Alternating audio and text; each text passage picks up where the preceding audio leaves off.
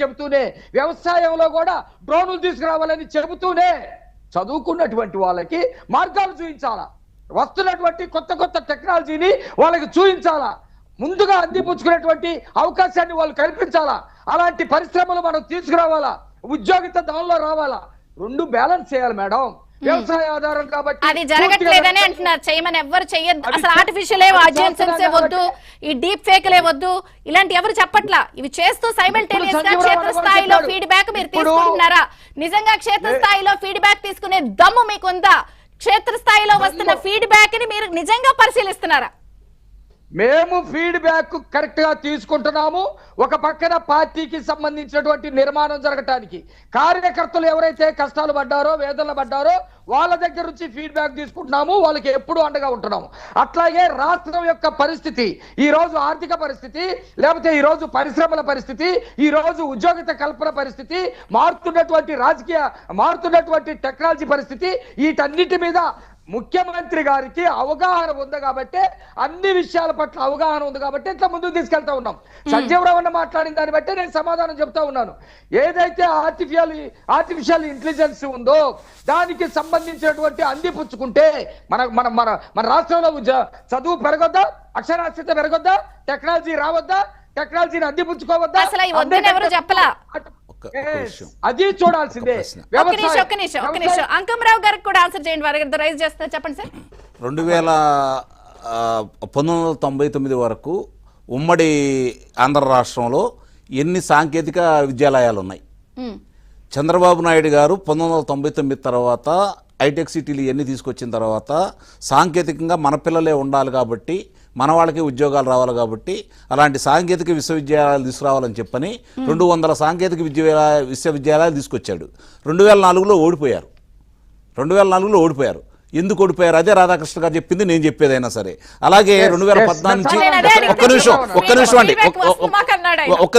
ఒక్క నిమిషం సోదర మాణిక్రావు గారు, ఇప్పుడు 2014 నుంచి 2019 వరకు మీరు నేను చెప్పలేదు, విజయచంద్రిక్ గారు స్వయానా పరిశ్రమల శాఖ మంత్రి గౌతమ్ రెడ్డి గారు శాసనసభ సాక్షిగా చెప్పారు. దేవాలయం లాంటి శాసనసభలో 5,13,000 మందికి ఉద్యోగ కల్పన చేశారు గత ప్రభుత్వం అని చెప్పని.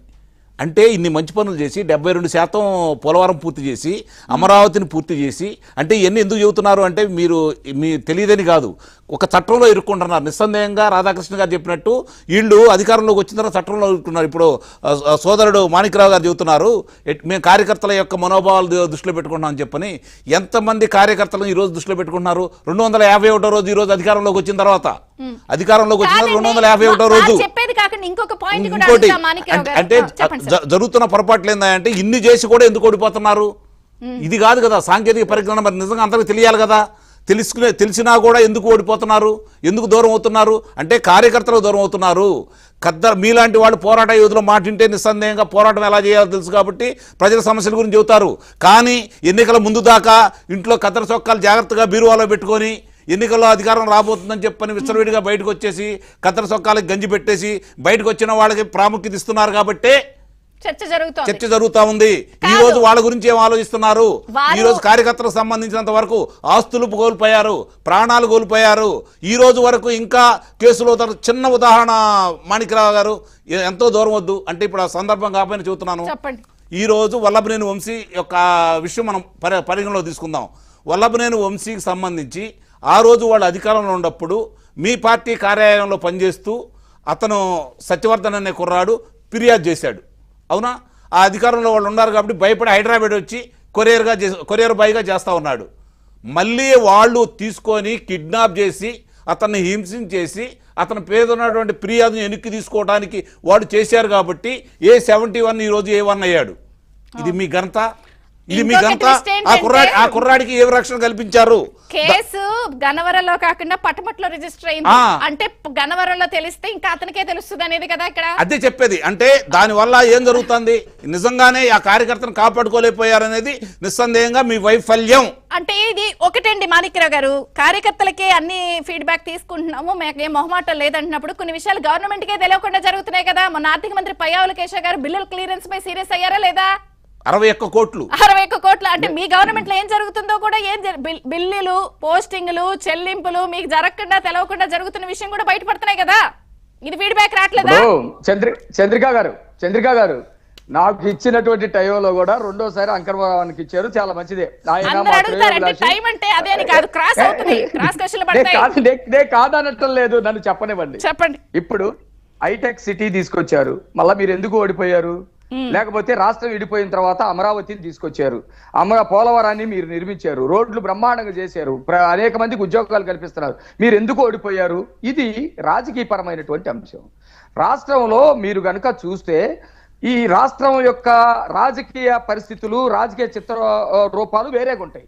మేలు చేసినటువంటి వాళ్ళు కూడా ఖచ్చితంగా మన వైపునే ఉండాలనే రూలు లేకుండా పోయింది. మీకు ఒక విషయం చెప్తా, బైబుల్లో ఒకటి ఉంటది, క్రీస్తు అనే ఒకతను ఉంటాడు, ఆయన నిజంగా దేవుడు, ఆయన గొప్ప గొప్ప కార్యాలు చేస్తాడు.